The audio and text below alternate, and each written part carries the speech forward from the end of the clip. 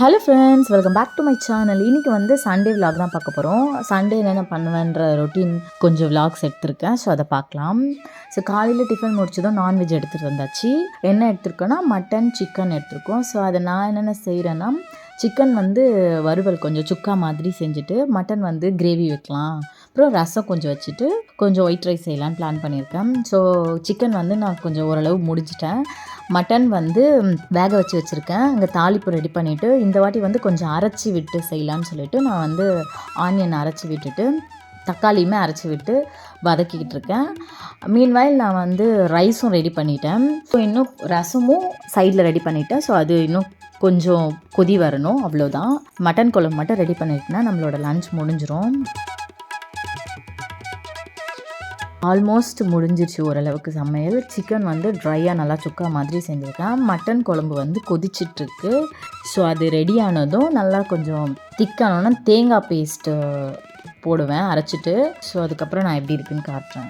தேங்காய் அரைச்சி ஊற்றுறதுக்கு முன்னாடி நான் கொஞ்சோண்டு பவுலில் தனியாக எடுத்து வச்சுட்டேன். அது வேறு டேஸ்ட்டில் இருக்கும். தேங்காய் அரைச்சி ஊற்றினதுக்கப்புறம் வேறு டேஸ்ட் இருக்கும். ஸோ அதனால் அதை டேஸ்ட் பண்ணதுக்காக கொஞ்சம் எடுத்துட்டேன்.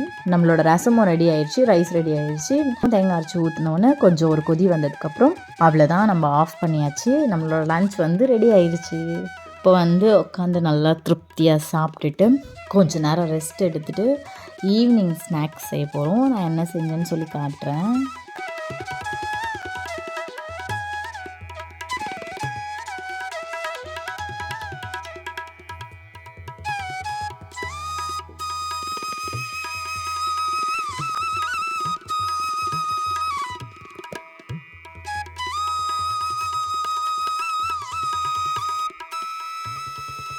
ஈவினிங் ஸ்நாக்ஸ் வந்து பனானா ஸ்வீட் போண்டா வந்து மினி போண்டாவாக செய்ய போகிறோம்.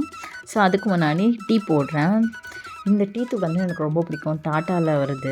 ஸோ லீஃப் ஒரிஜினல் லீஃப் மாதிரியே இருக்கும். நம்ம கொதித்து வந்ததும் ரொம்ப கலர்லாம் வராது, நல்லாயிருக்கும். இது டேஸ்ட்டும் நல்லாயிருக்கும், மைல்டாக, எனக்கு ரொம்ப பிடிக்கும். ஸோ ஃபஸ்ட்டு வந்து இப்போது பனானா, சர்க்கரை, ஏலக்காய் போட்டு நல்லா மிக்சியில் அடித்து வச்சுருக்கேன். ஸோ அதை நல்லா மிக்ஸ் பண்ணிவிட்டு இந்த கன்சிஸ்டன்சியில் தான் இருக்கணும் இது. ஸோ ஸ்வீட்லாம் செக் பண்ணிக்கோங்க. நம்ம மாவு போட்டதுக்கப்புறம் சுகர் போட முடியாது. ஸோ அதனால் நான் இப்பயே மிக்ஸ் பண்ணி இல்லைன்னா இன்னும் கொஞ்சம் போட்டுக்கோங்க. இது இந்த கன்சிஸ்டன்சியில் நான் வந்து மைதா மாவு கொஞ்சம் ஆட் பண்ணி நல்லா மிக்ஸ் பண்ணிக்கிறேன்.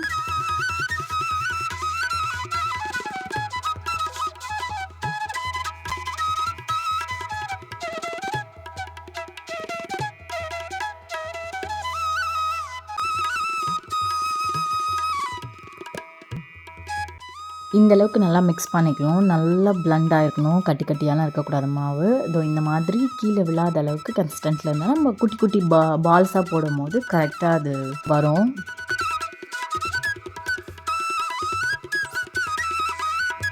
எண்ணெய் காஞ்சதும் இந்த மாதிரி குட்டி குட்டி பால்ஸாக போட்டு நம்ம எடுத்துக்கலாம். உங்களுக்கு வேணும்னா நீங்கள் பெருசு பெருசாக கூட போட்டுக்கலாம். பெருசு பெருசாக போட்டால் உள்ளே கொஞ்சம் மாவாக இருக்க மாதிரி இருக்கும். ஸோ அது எனக்கு பிடிக்காது. அதனால் நான் குட்டி குட்டியாக போட்டுக்கிறேன்.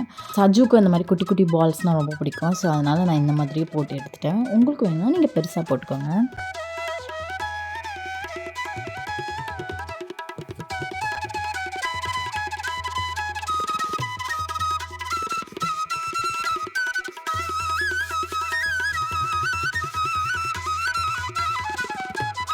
நம்மளோட பனானா ஸ்வீட் பால்ஸ் ரெடி ஆகிடுச்சு. எவ்வளோ சாஃப்டாக இருக்குது பாருங்கள். சூப்பராக இந்த மாதிரி சாஃப்டாக இருக்கும், நல்லாயிருக்கும் சாப்பிட்றதுக்கு.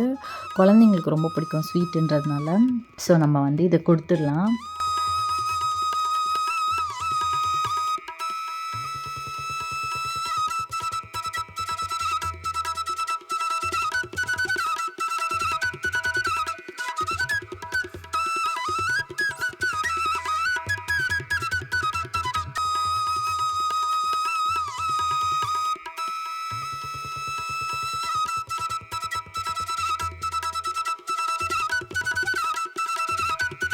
இந்த வீடியோ உங்களுக்கு பிடிச்சிருக்குன்னு நினைக்கிறேன். பிடிச்சிருந்தா like and share, subscribe. Bye.